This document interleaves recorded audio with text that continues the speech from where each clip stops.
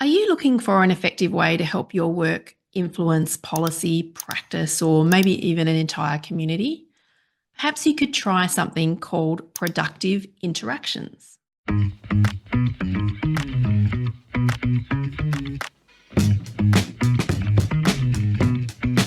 Productive interactions are two-way exchanges between researchers and stakeholders, like policymakers, community groups, and industry leaders. Instead of just handing over your findings and thinking that something's going to happen, you need to have these interactions, and productive interactions are about co-creating knowledge together. Think of it as moving from telling people to collaborating with people. This idea of productive interactions was first introduced by Spapen and Van Drooge and is key to turning research into real-world impact. It's not just about publishing papers, it's about engaging meaningfully.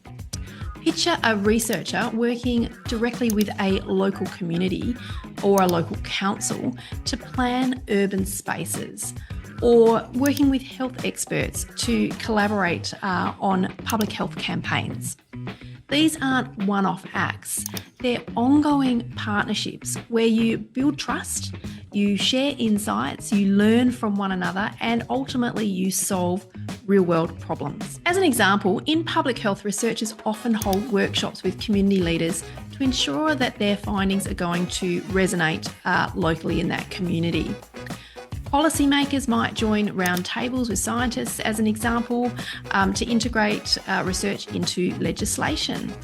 It's this back and forth, this communication and connection that helps to transform ideas into realities and into solutions that will stick. So productive interactions aren't just a nice to have. They're the bridge between research and societal impact.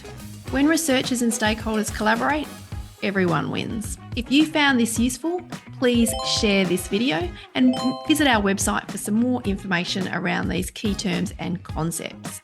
Thanks for watching, and we'll see you next Tuesday.